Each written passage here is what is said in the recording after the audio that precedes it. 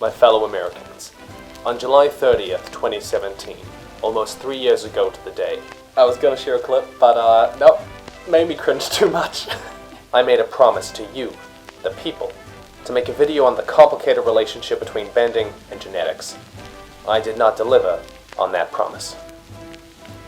Until today. And yes, the cute dog, Evie, is relevant to the video, who you should look at, and love, and like the video. Is bending genetic? Yes.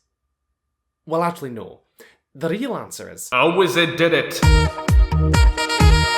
It's complicated. Okay, there are 4 parts to the answer. 1, on the one hand, there is clearly a hereditary component to which element you can get, but hereditary does not mean genetic. There's a reason that waterbenders create waterbenders, firebenders create firebenders, and that everyone in world seems to know this. In the comic The Surge, Daddy Azulon was looking for a wife for Ozai, and he said, "The Fire Sages tell me that the pairing of the Avatar's granddaughter with my own will yield a bloodline of great power, one that would ensure my family's rule for centuries after I am gone." The Fire Nation royal family here was known for marrying other powerful firebending families to ensure their bloodline remained strong, the result being incredibly gifted benders like Azula and Iroh and Ozai. Yukon too was an incredibly powerful waterbender, capable of bloodbending without a full moon, and in the legend of Korra, this is treated as a clear explanation for why his 2 sons, Tarlok and Noatok, can do the same. And after the genocide, everyone was pretty much on the same page that the airbenders weren't coming back.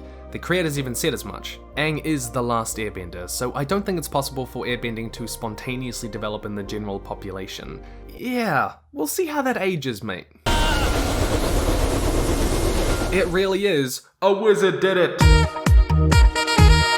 This is also why Aang believes that only his seed can restore airbending to the world. His loins hold the future of our people. Where we're going, you won't need any pants. Likewise, the creators have talked about how Katara and Aang could only really have airbenders, waterbenders, and non-benders. People born with bending either have bending parents like Haru, or they presumably have a lineage like Toph, who comes from a powerful Earth Kingdom house. We just don't see pure Fire Nation families having waterbenders. Did I just say pure, like the pure Fire Nation race? I mean, I guess it's not far wrong. There's a chance that bending will be passed on, and there's a chance that it won't be in the cases of characters like Boomy. DiMartino even described waterbending as, quote, maybe a recessive gene, so they're clearly aware of genetic-like components that decide which elements you can have in the first place. So, question answered, right? Yes. Well, actually, no. Though it might appear genetic on the surface, bending works by a fundamentally stranger system that does share some similarities with genetics. So, 2. Bending is just as much spiritual as it is genetic, but wait, there's more, it's even stranger than that. The air nomads were known for their entire population being benders, and this is not due to any rigorous eugenics that we know of. We will create a pure air nomad race. No, supposedly their entire population were benders specifically because of their highly spiritual lifestyle. The implication here being that spirituality, either that of those who raise you or the environment in which you grow up, can give you bending. And we know that spiritual awareness can increase your powers. Checkmate, atheists. Avatar was always religious propaganda. Airbending skill itself relies on a spiritual understanding, which is why Aang was so gifted in it while Korra was not. Now, it is probably an in-world myth or misconception that all nomads were airbenders. They were so aloof and far apart from the rest of the world, but it stands in sharp contrast to earthbenders.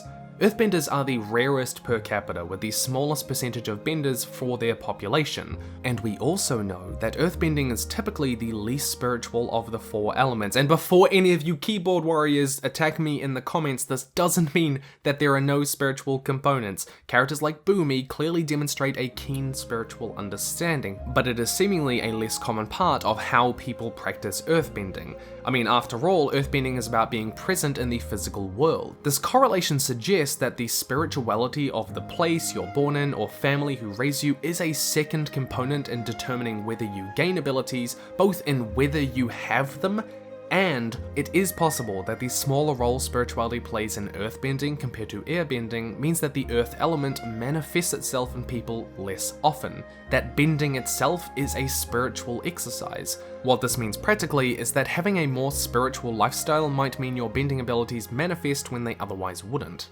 And this is where we get into the weird lore headache that is harmonic convergence, which happened at the end of Season 2 of Legend of Korra, and, fun fact, in the same cinematic universe as Pacific Rim.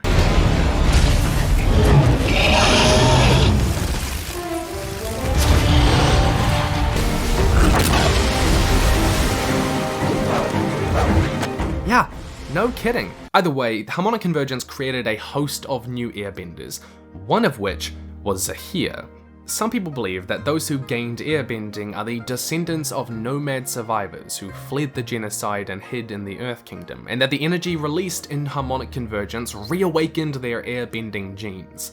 Now, I don't really like this theory because it implies spirituality is a qualitative energy that you can measure and use and not the result of personal growth, like a laser or something.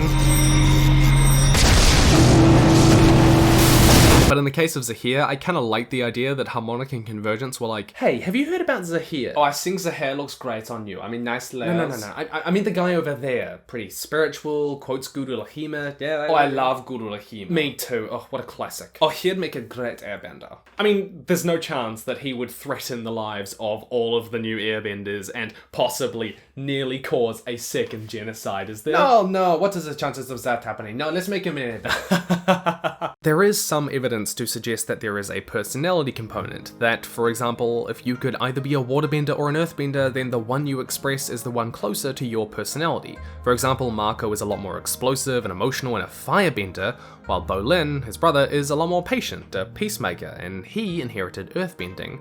And Korra, though expressing earth, fire, and water from a toddler age, could not express airbending till a lot later in life because her personality just didn't take to it.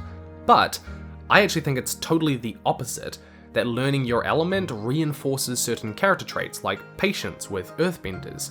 But this is pretty loose evidence. Tenzin, for example, he struggles with spirituality and is really uptight, yet inherited airbending, which is known for being relaxed, flexible, and spiritual.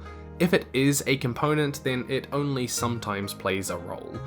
But all of this lore headache that we have conjured for ourselves is complicated by the beginnings episodes in Season 2 of Legend of Korra.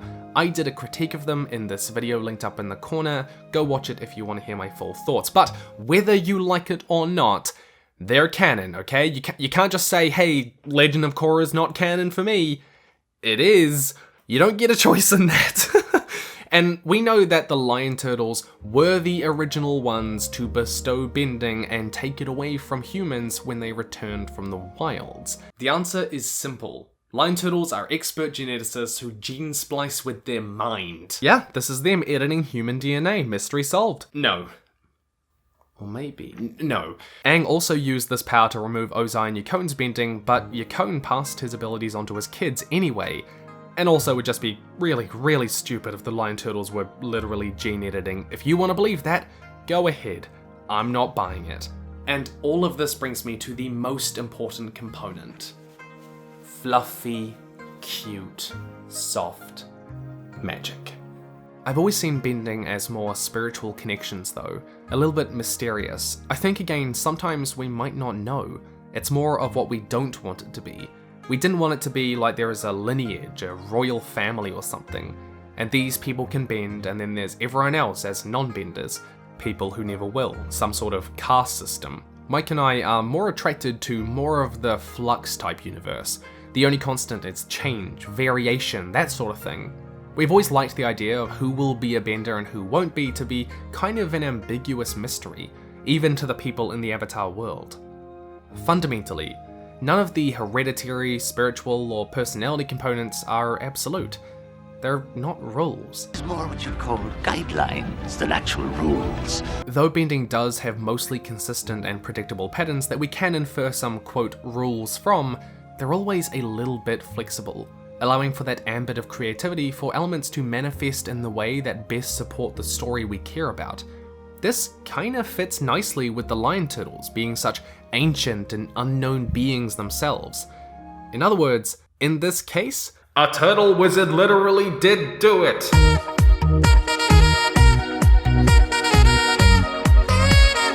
I mean, in the fortune teller, there's a pair of identical twins, one of which bends and one doesn't. That's not genetic, it's not spiritual, and it's not personality based.